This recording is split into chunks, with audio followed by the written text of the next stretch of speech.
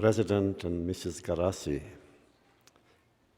distinguished members of the faculty, guests, parents, and of course, above all, you, students. I always believed that life is not made of years, but of moments. At the end, the weight of the moments will be a kind of judgment over what you have done with your life. Some will be dark, filled with pain and anguish, others with joy and pride. Well, today, thanks to you, I have such a moment.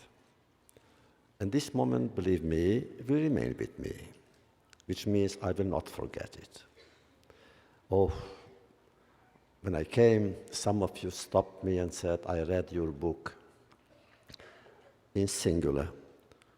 And the naive in me would have asked, which one?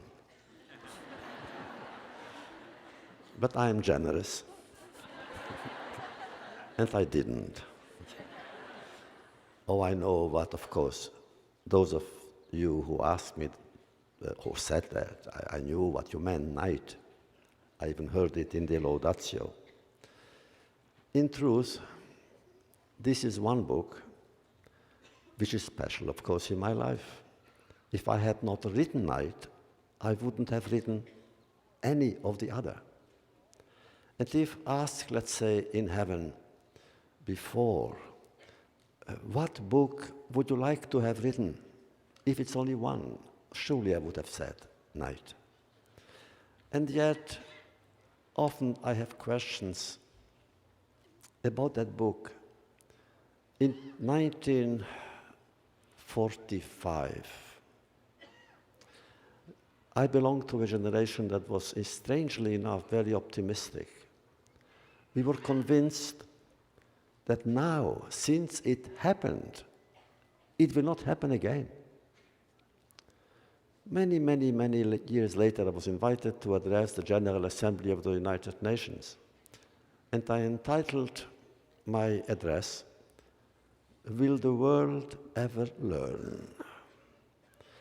And having worked on the text, I came out with a pessimistic conclusion. I said, no, the world will never learn, because it hasn't learned. Otherwise, how is one to explain that today still there is racism in the world? Don't we know all that racism is not only unfair and unjust, but stupid? Just stupid. To say that people, because of the color of their skin, are worse off, must be worse off. How can we come to such a stupid, senseless conclusion? I remember when I came to America and I was a journalist, I went through the South. And when I saw in the South racism not only at work, but also as a matter of law, for the first time in my life, I felt shame for being white. Then I went to South Africa. Mandela was still in jail. I began already then, a few years later, to fight for his liberation. There too, racism was the law. If the world had learned, how is it possible that today there are still wars? Don't we know that wars always mean slaughter? The wars help only the kingdom of death.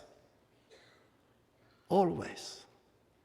If the world had learned how come that today in the world children die every hour, maybe even every minute, somewhere under the sun, a child dies of hunger, of disease, of indifference.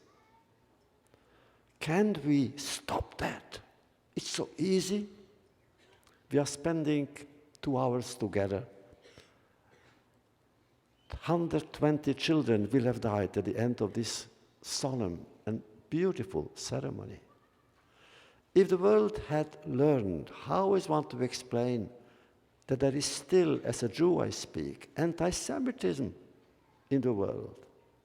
I asked the United Nations then, if Auschwitz hadn't cured the world of anti-Semitism, what will and what can? When you leave this place with some melancholy, I believe, but also with pride, remember that learning doesn't stop. Go on learning. In your Laudatio you mentioned, of course, my little town. Strangely enough, almost to the day, in 1944, almost, I was so young, younger than all of you, when the ghetto was preparing for its last transport, literally. And we didn't know where we were going. Had we known, we could have survived. We had a maid, a Christian maid, illiterate, but she was a saint in the human sense of the word. She came into the ghetto, she sneaked into it. And I remember she spoke to my father. And she said, Mr. Wiesel, I have a hut in the mountains. Come, I'll take care of the entire family. Had we known the word, the name Auschwitz, we would have followed her. But nobody cared to tell us. So what do you remember? Try to remember what you have learned. Your friends, your teachers, and certain very simple commandments.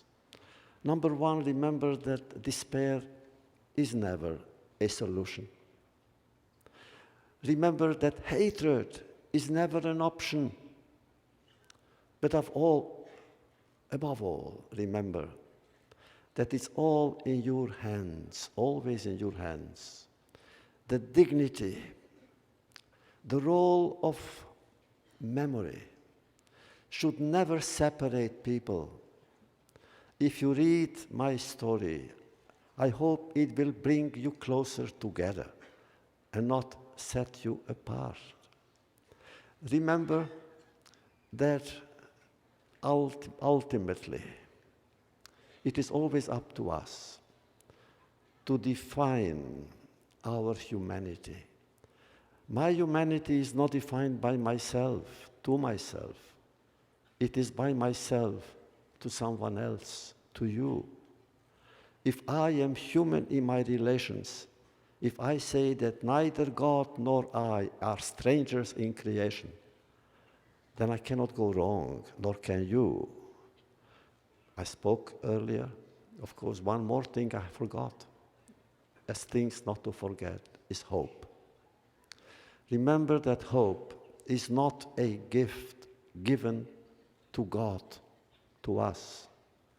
Hope is a gift, an offering that only we human beings can give to one another.